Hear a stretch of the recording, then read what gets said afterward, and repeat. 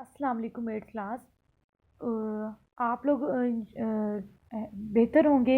और अब हमारा लेक्चर नंबर 2 है जो कि है algebraic expression and algebraic formulas exercise 4.1 से रेलिवेंट। उसका आप लोगों ने फर्स्ट 4 क्वेश्चंस फर्स्ट वीडियो में किए हुए हैं, फर्स्ट लेक्चर में किए हुए हैं। उम्मीद है आपको समझ आ गई होगी।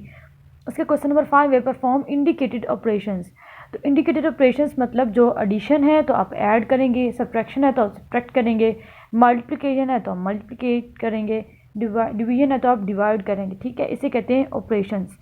अब मेरे पास ये क्वेश्चन है 15/2x - 3y - 4/3y - 2x।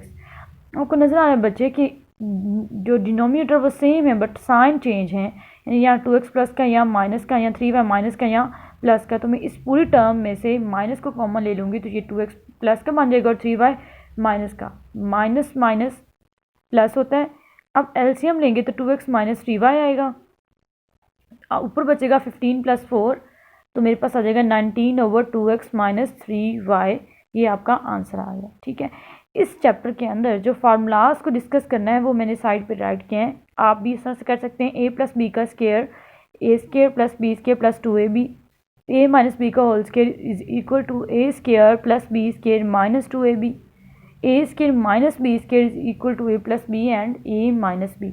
तो जो चैप्टर 4.1 एक्सरसाइज में ये फर्स्ट 3 फार्मूलाज को यूज़ करना है हमने। ठीक है, सेकंड पार्ट है 1 + 2x / 1 - 2x -1 - 2x और 1 + 2x।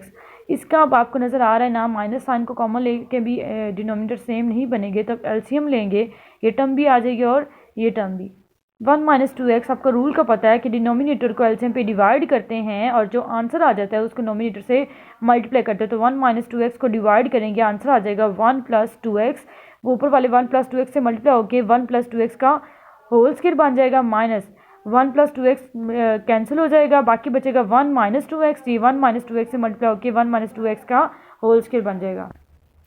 अब हमने यानी a + b का होल स्क्वायर का फार्मूला बताया, अब उसको ओपन किया तो 1 का स्क्वायर + 2x का होल स्क्वायर + 2 × 1 × 2x माइनस 1 का स्क्वायर + 2x का होल स्क्वायर - 2 × 1 × 2x ओवर ये a² - b² वाला फार्मूला बन जाएगा 1 का स्क्वायर - 2x का होल स्क्वायर।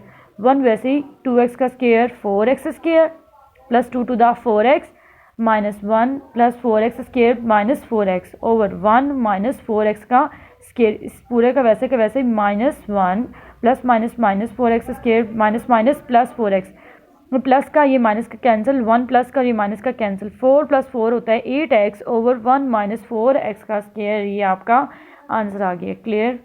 अब हम थर्ड पार्ट पे आते हैं, which is x² - 25 over x² - 36 minus x + 5 over x + 6। 25 इसको लिख सकते हैं 5 का स्क्वायर, सिमिलरली 36 है उसको 6 का स्क्वायर। अब आपको पता है a² - b² is equal to a + b and a - b।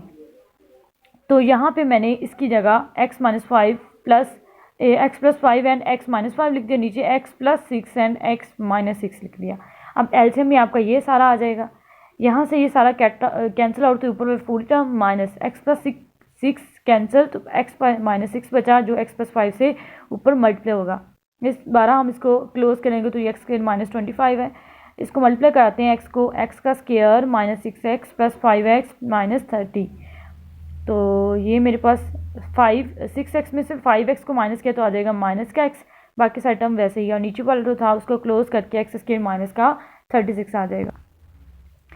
तो वो अब आपके पास जो सेम टर्म्स थी वो कैंसिल आउट हो जाएंगी। बाकी 30 में से 25 को माइनस किया तो पास 5 आ जाएगा plus x over x² minus का 36। इसको मैंने रीअरेंज कर लिया, यानी x पहले और 5 को बाद में लिख दिया, तो ये मेरा आंसर आ गया है।